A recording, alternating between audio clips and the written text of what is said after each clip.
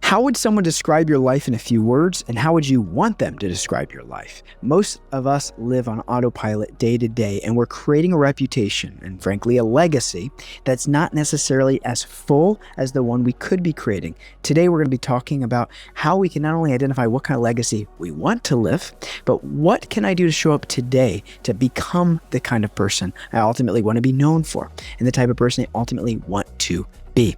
Check this out as we explore these topics. And as always, if you like the Conscious Success podcast, where we teach you how to master your mind, enhance your health, and expand your wealth, all you got to do is subscribe. That lets us know that you're enjoying this. Downloading these episodes gives us a good idea that we should keep going and keep trying to share this helpful information with you. Check this out. One could make the argument that your reputation is the most important thing about you, because as soon as we start to spoil our reputation, everything in life becomes far more difficult. The way in which we build the life that we want is first figure out what kind of person do I want to be known as, what type of person do I want to become, and then slowly but surely we begin to act and develop the behaviors of that type of person so that we actually leave a legacy we'd be proud of. Now, I don't want to just talk about legacy in a way that the one that you leave after you die, because we are all going to be known as something after we die. And you say, Madhu, I don't want to talk about death. That's macabre. All right. You're not going to like this episode because death is an inevitable reality that we have to talk about. And so we are going to explore that, but not just the reputation after you're gone, also your reputation, your legacy while you're alive. How do we become the type of person in real time that we want to show up for and show up as in this world? Because most of us know what our potential is, what we actually want to be doing, and we see the areas we're, say, falling short. These are a couple of strategies and approaches to not only clarify that, but show up in a way where you can consistently become the kind of person you want to be, which leaves the reputation you want while you're still alive, and then as well as a legacy after you die. And again, if you say, Madhu, death, we don't talk about death here. In the West, death becomes so covered. There's a way in which we never see death. We don't even see old age. Even retirement homes are hidden away. In East, I remember the first time when I was a monk, it was maybe my third India trip, but the first time I saw a crematorium, I was walking just around town. And I remember I almost got an eerie feeling in my stomach, like, oh, where am I?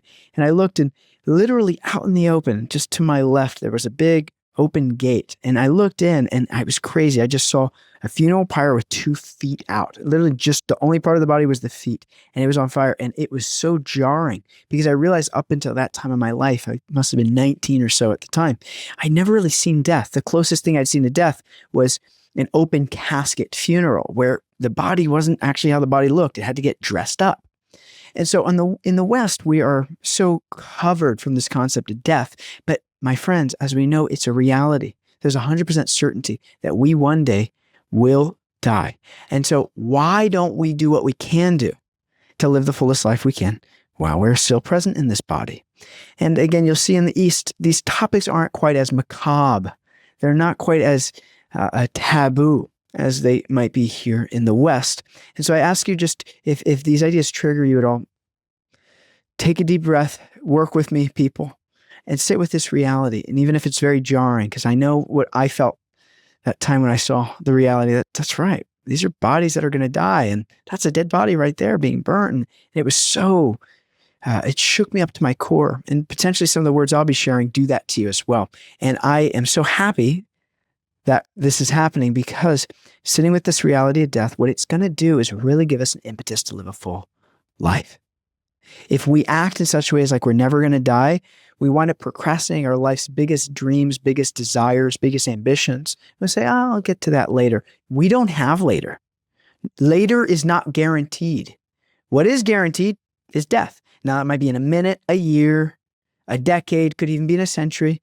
Who knows? Maybe even more than a century if you're lucky. I mean, if you want to define that as lucky.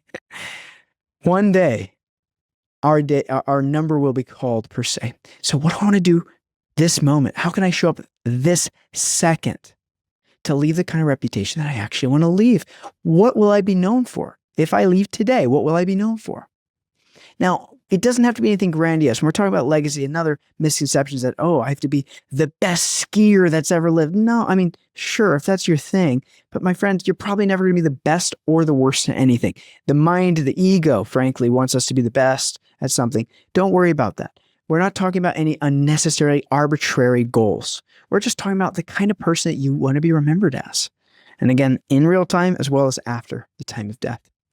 What ways does that person show up? How does that person act? The first way we can identify this is really get into the identity itself. The single most important determining factor of our future is who we believe we are.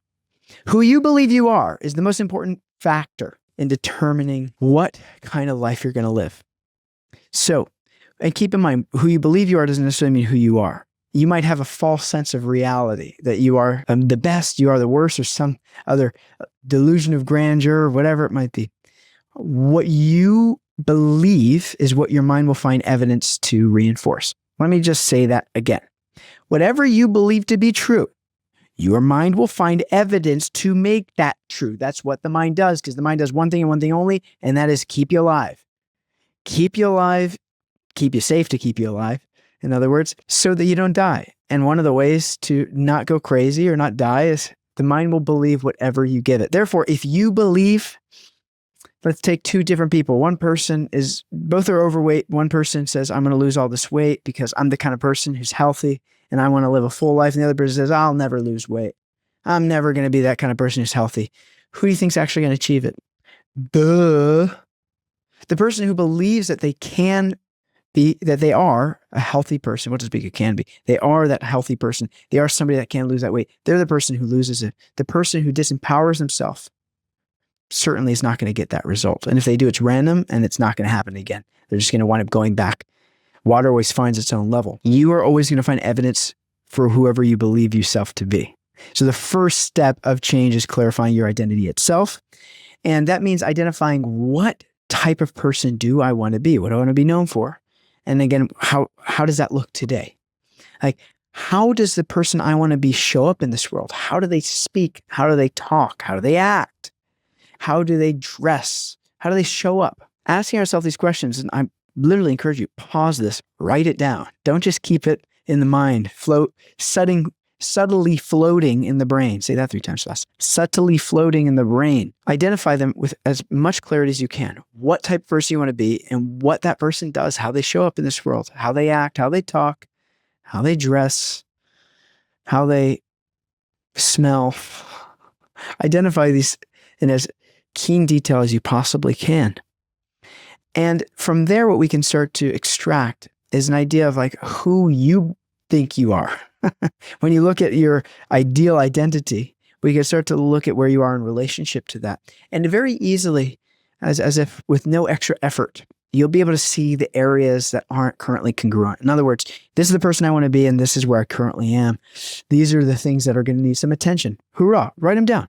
Just like, that's it. And if all you ever do is you stop here and you pause here and nothing else happens, like, great.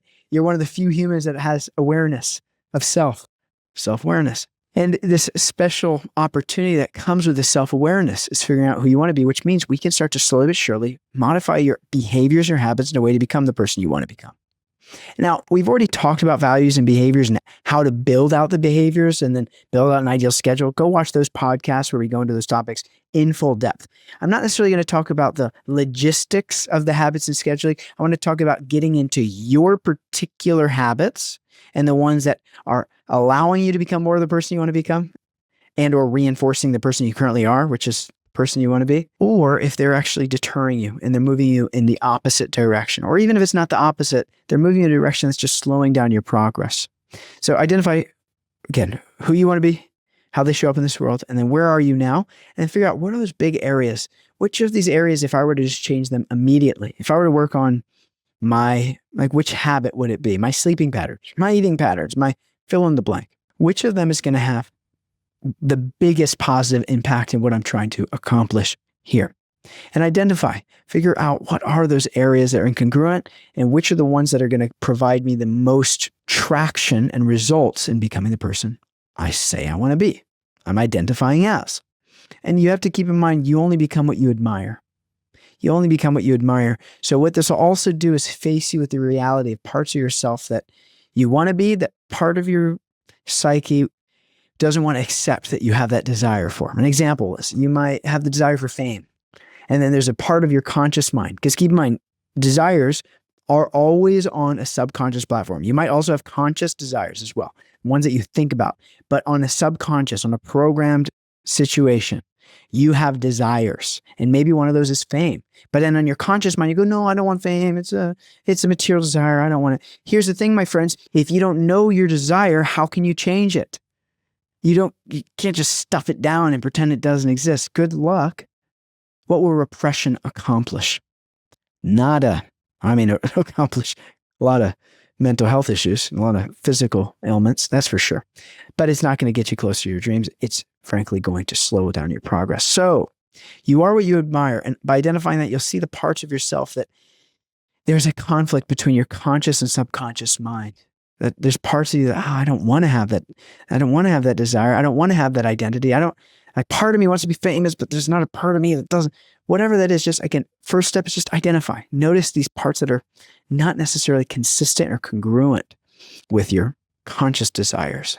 And from there, I want you to sit with the reality that you're never going to become what you don't admire. In other words, if you despise someone who's wealthy, if you despise the wealthy, eat the rich, money is the root of all, what is it? Money is the root of all evil.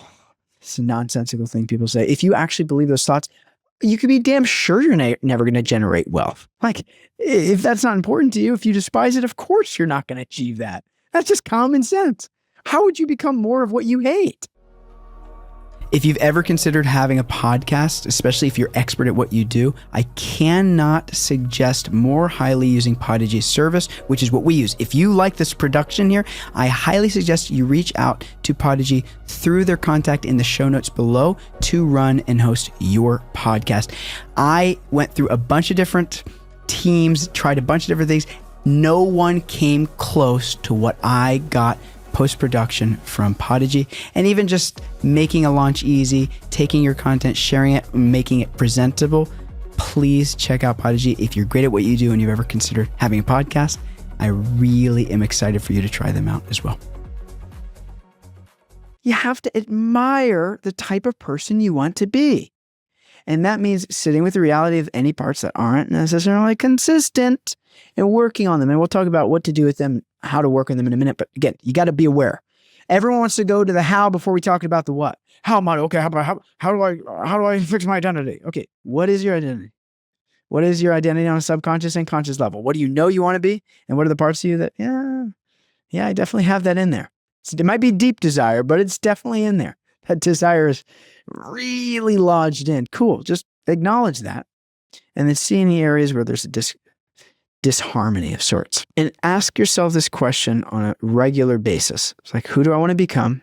And am I showing up in a way to become that person? So now we have some clarity. We can start talking about practically what do we do about it. And the prompt I would offer you with this, the almost easiest way to start to move our life in a direction to become the person we want is asking ourselves this question: how would the person I want to become respond to this? Say it out loud. How would the person I want to become respond to this? That in itself will be quite telling, because you might have the gut response of, I'm going to tell this person off. This person cut me off in the road and I'm going to hide behind this big metal steel car and tell them off. And you ask yourself the question, wait, how would the person I want to become actually respond to this? Oh, they'd be very tolerant and compassionate. Who knows? Maybe this person's having a hard day. Who knows? Maybe they just, missed the exit and just had to get over, and let's not take it personal. And I'm okay. And I'm not going to let this person be the source of my anger. And I'm actually going to take some deep breaths and settle my nervous system and be cool. If that's how the person I want to become responds, all right, just notice that. All right. Yeah, but I don't want to. I want to tell this person off. All right, but now you at least have the choice. Okay, this is how I'm wanting to respond, but this is the way I ultimately actually ought to respond to become the person I want. And you guys know I don't like to should on you too much, tell you what you should or shouldn't do, but in order to be the person you want, there are things that will be helpful for that and things that are going to be not so advantageous. And then you have the options. And I'm not saying that you're always going to be able to choose it. Don't get me wrong. I wish it was so simple that every single time we're going to choose the right option. Not necessarily. It's all right. We're human. At the same time, we still want the option. Otherwise, if we're stuck on this default programming, just responding to life, however my programming and conditioning has taught me to, well, we can understand that we're just going to get more of what we currently have. So if you're perfectly happy with your life, you want nothing different, then cool, do nothing different. Just keep everything going as is. You still want to bring some conscious awareness to that. Otherwise, it's going to be random. You're not going to know what's causing your results. So at the very least, create some conscious awareness. But the likelihood is you probably know you have some more potential. And that's the cool thing, is we have unlimited potential. It's not like, well, now I'm here. I've hit my ceiling of potential. And now I'm done. It doesn't work like that. We're endless living entities, which means there's endless potential. Pretty cool idea if you ask me. So how would the person I want to become respond to this situation? I want you to use that as the crux of everything that we're discussing here. Like, think of that as what will allow you to frame your mindset in such a way as to, well, show up as a person you want to become. And I want to make this point that how you do one thing is how you do everything. There's a way in which when we show up, presenting the nature, the habits that we do, if we're seeing that in most ways of our life, I show up in one way and I seemingly show up a different way in another, it's important to lean into that, because the way that I show up, let's say in my relationship, is actually, let's say my relationship with my wife, is actually going to reflect how I show up in all relationships. The way you do one thing is connected to the way you do everything. And so when we're getting into making these decisions, don't worry about how small it might be. Like on the road, and instead of doing the middle finger, let's just do a wave. And one of my teacher, he teaches this beautiful mantra. If somebody cuts you off in traffic, you put your hand up and you say, I forgive you. Just try that real quick. Just put your hand up and say, I forgive you. What a relief. Even if it's something so seemingly minor as that, like, not flicking them off, just waving them off and saying it's okay and taking a deep breath. It's actually not minor, because just by you practicing that, it's going to affect the bigger decisions, the things that feel a lot more difficult to work with, to solve, to manage. The way you do one thing is the way you do everything. And otherwise, if we don't have, say, small ways to practice, it gets really overwhelming really quickly. And we get to start to feel stuck. I know you understand this point of feeling stuck, because it's a human predicament where it's just like, I don't know what to do. I feel trapped. I feel like my mind just wants to do this, but I know I want to do this, but I can't choose it. And it's too convenient. I just want to keep doing the convenient thing. I don't want to do the right thing. Our mind might have these fights and these thoughts. But here's the cool thing, is you're not stuck. You're just living in a story you didn't choose. You're not stuck. You're living in a story that you didn't necessarily choose. The narrative, again, coming back to this original point of what we believe ourselves to be, that's what's actually going to mold our whole sense of self. When we're just going on autopilot and we're living out this narrative that was gifted to us, you're this, you're that. I mean, from the time you come out of the womb, they slap a name tag on you, and they call you a particular name. That's just your name. You don't really have a say in it. Can't even hold your head up. They say, okay, your name is Schnicky.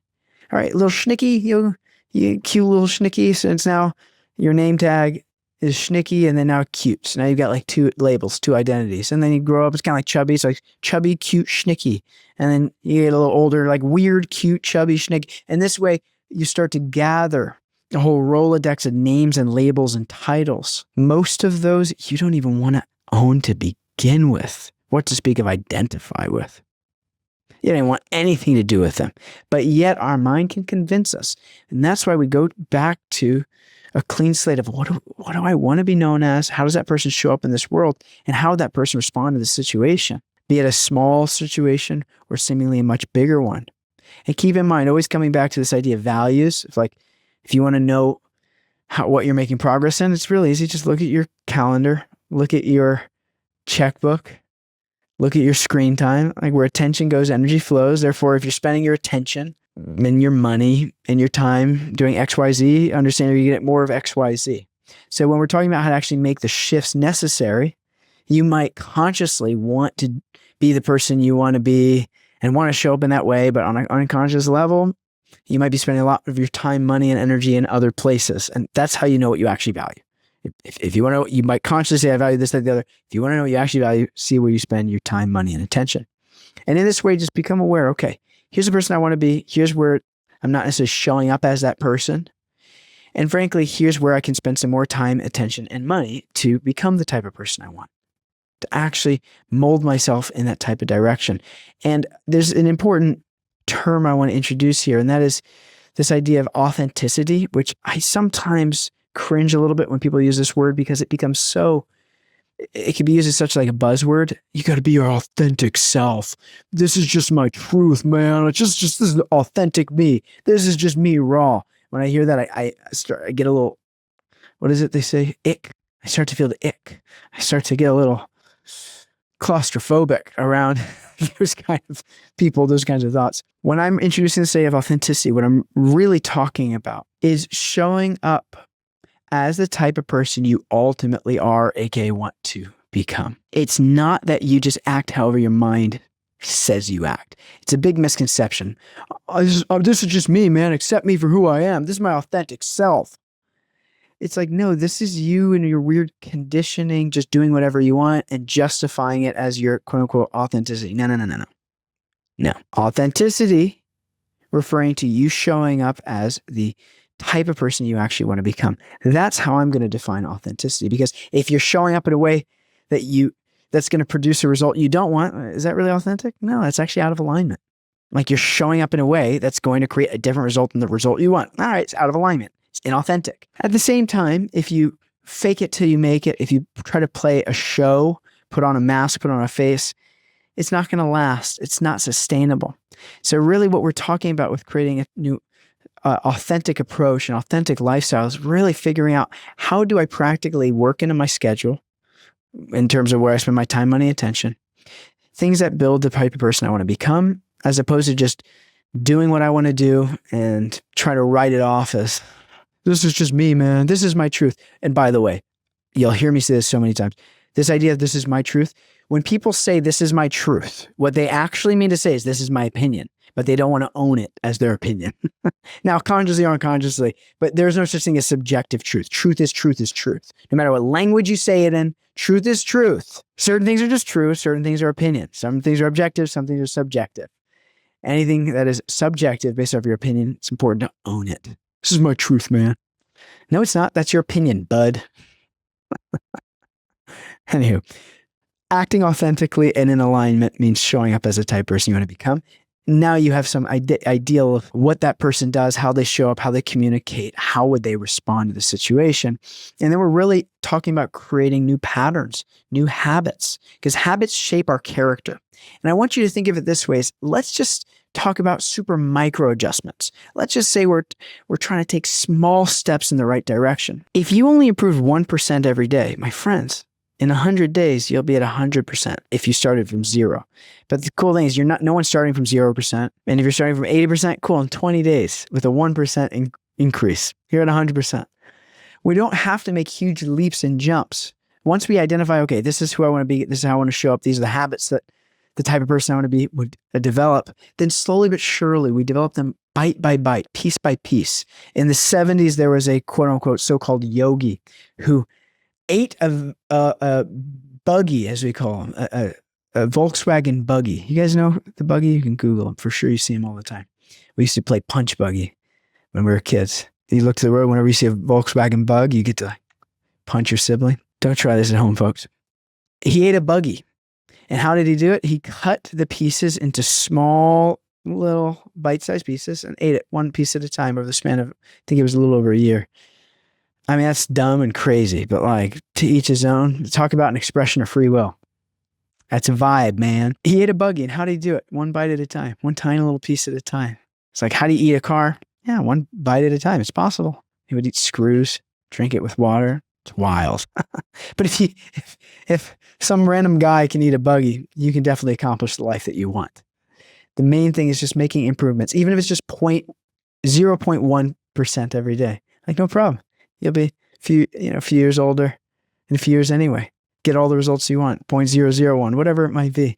Just small incremental improvements in the right direction is going to get you where you ultimately want to be. And this is a question I often ask myself that I'll offer you is, what is my next right step here? What is my next right step? It's very easy to become overwhelmed. Oh, Madhu, to become the person I want to become, I have to do all these crazy things. All right, we'll get there just to hear. What's the next right step? Next right step is like, I guess I'm just going to write these down. I'll listen to Madhu instead of just thinking about them and not doing it. I'm actually going to write it down and figure out and identify what I actually want to be showing up as in my life. All right, cool. Now what's the next right step? I guess let me pull up my calendar. How do I fit these activities? Let's replace this habit with that habit. You hear us sometimes talk about a not to-do list. Like figure out what do I want to do less of, as well as the habits I want to add more into my life. And let me just play around with the numbers. All right, here's my schedule. All right, cool, that's done. Now what's the next step? Oh, let me pick one of those habits and I'll start it today. Okay, but an hour is too long. All right, let's start with 5 minutes today. All right, just gonna do 5 minutes of that activity every day, this new habit. And before you know it, that habit just becomes part of you. And it becomes 5, 10 minutes, 30 minutes, whatever it might be. It's going to turn into something. So slow, progressive movements in the right direction. That's what we're trying to accomplish here. And if you feel like this can feel overwhelming, it's probably because you're out of alignment in certain areas of your life. So as you pull yourself back in alignment, you're going to get a sense of newfound inspiration, newfound empowerment. You're going to feel enlivened just by doing it because you, on a deep level, want to become what you want to become. And therefore, every movement, every little recalibration back to the trajectory of building the life that you want is going to create a sense of inspiration within. It's going to light you up. Roll with it and watch the shifts happen just frankly right in front of your eyes, because sometimes small changes often appear to make no difference, but they really do. Drops of water on a stone every day eventually wear the stone away. We can make a rhyme out of that. Drops of stone a day wear the stone away. In the same way, if it feels overwhelming and you feel like you're not making progress, don't worry. You are. Sometimes you can't appreciate the mountains until you pass them. When my wife and I were driving cross country recently, we noticed it was really beautiful. But then once we drove past it, there was the sun setting behind us. In our rearview mirror, we both almost at the same time went, oh my God, we were just there. Wow, look at those mountains we just passed through. How gorgeous. Sometimes you can't fully appreciate it until you're through it. You can't appreciate the first 5% until you're past 10% of progress or whatever it might be. So notice that you might become discouraged at times, but I assure you, the more aligned you are, the more enlivening it's going to be. And that I promise you, in no time, you'll look back and say, wow, this is really substantial and noticeable. Others around you will start to notice, hey, what's up with you? What's different? What's different about you? Oh, no. Everything. Changing up my habits, which means I'm changing up the results that I'm achieving in my actual life. So write out all your current habits.